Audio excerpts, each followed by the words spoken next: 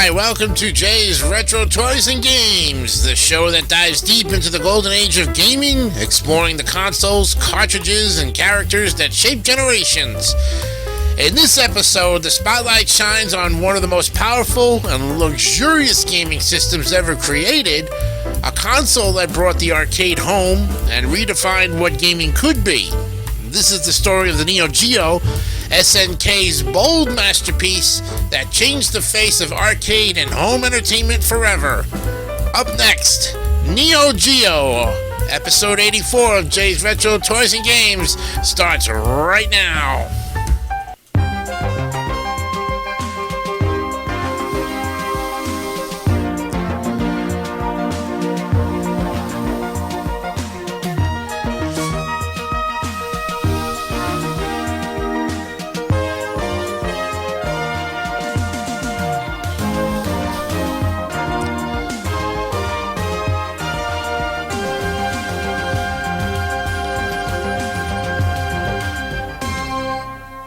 Alright, welcome to episode 84 of Jay's Retro Toys and Games. I'm your host, Jason DeCanio, taking you through the console wars, and we've got a good one for you, as you saw at the top of the show.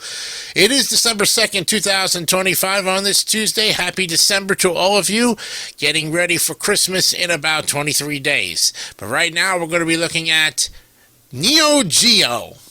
And the late 1980s marked a golden era for video games. Arcades were cultural landmarks, buzzing with neon lights, the sounds of coins clinking, and the rhythmic tapping of buttons.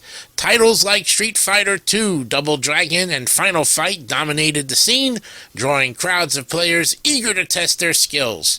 Home consoles such as the Nintendo Entertainment System and Sega Genesis were thriving, but there was still a clear gap between the arcade experience and what could be played at home.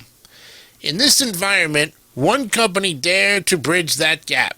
SNK, short for Shin Nihon Kikakao, had already built a reputation for creating high-quality arcade titles. But the company's engineers and designers wanted to do something unprecedented. Create a system that would deliver the exact same experience in both the arcade and the living room. This vision would lead to one of the most ambitious and iconic gaming systems ever made, the Neo Geo. SNK's journey toward the Neo Geo began in 1988 when the company started developing a new arcade platform that could host multiple games in a single cabinet. This innovation would become the Neo Geo Multi-Video System, or the MVS. Now, the MVS allowed arcade operators to install up to 6 different games in one machine, saving space and offering players more variety. It was a revolutionary concept that quickly gained popularity among arcade owners. But SNK didn't stop there.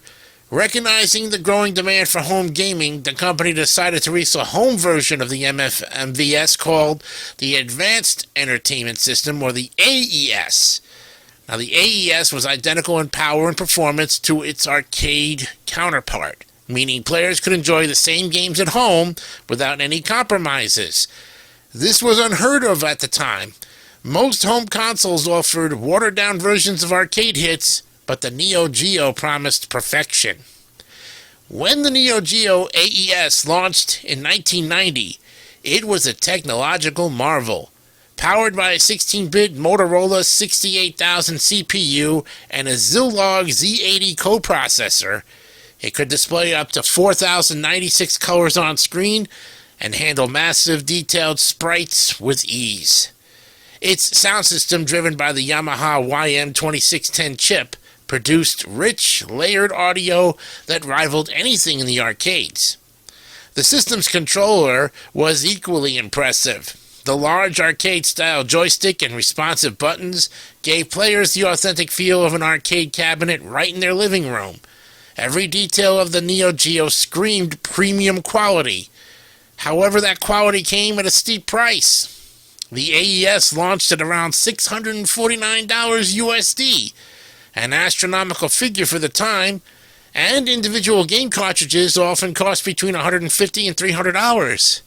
So each cartridge contained massive ROM chips, some exceeding 300 megabytes, which was unheard of in the early 1990s. This made the Neo Geo a luxury item, often referred to as the Rolls-Royce of video game consoles. Despite its high cost, the Neo Geo built a devoted following thanks to its incredible library of games. SNK's developers poured their creativity into crafting titles that pushed the limits of the hardware and redefined entire genres. The Neo Geo became synonymous with fighting games. Fatal Fury in 1991 introduced players to Terry Bogard and the streets of South Town, setting the stage for SNK's fighting legacy.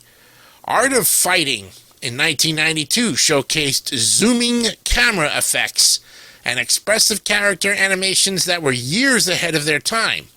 Then came Samurai Showdown in 1993, a weapon-based fighter that combined elegance, strategy, and cinematic flair. But it was the King of Fighters series debuting in '94 that truly cemented SNK's place in gaming history. By merging characters from multiple SNK franchises into one crossover tournament, the King of Fighters became a cultural phenomenon and a staple of competitive gaming. Beyond fighting games, the Neo Geo delivered unforgettable action experiences. Metal Slug in '96 became one of the most beloved run-and-gun games ever made, known for its hand-drawn animation, humor, and explosive gameplay. Magician Lord, Nam, 1975, and Shock Troopers showcased the system's versatility and visual power. SNK also excelled in sports titles. Super Sidekicks brought fast-paced soccer action to arcades, while Neo Turf Masters delivered one of the most polished golf experiences of the 16-bit era. Riding Hero and Overtop offered thrilling racing experiences that captured the excitement of arcade competition. The Neo Geo MVS transformed the arcade business model. Its multi-game capability allowed operators to swap out titles easily, keeping players engaged without the need for new cabinets. The bright red MVS machines became a familiar sight in arcades around the world, often featuring rotating lineups of SNK's latest hits. This flexibility helped SNK dominate the arcade market throughout the early 90s, and players could jump from Fatal Fury to Samurai Showdown to Metal Slug, all on the same machine. The MVS became a symbol of variety, quality, and innovation. By the late 90s, the gaming landscape was changing rapidly. The rise of 3D graphics and new consoles like the Sony PlayStation and Sega Saturn shifted player expectations, and SNK attempted to adapt with the Hyper Neo Geo 64, a 3D arcade system, but it failed to capture the same magic as its predecessor. Financial troubles mounted, and in 2001, SNK declared bankruptcy. However, the company's spirit lived on through SNK Playmore, which continued to release new titles and collections for modern platforms. The Neo Geo name remained a symbol of quality and nostalgia for gamers who grew up during its reign. Even decades after its release, the Neo Geo continues to inspire admiration and respect. Its games have been re-released on countless platforms, from the PlayStation and Xbox to the Nintendo Switch. In 2012, SNK Playmore launched the Neo Geo X, a handheld console designed to celebrate the system's legacy. And although short-lived, it rekindled interest in the brand and introduced a new generation to SNK's classics.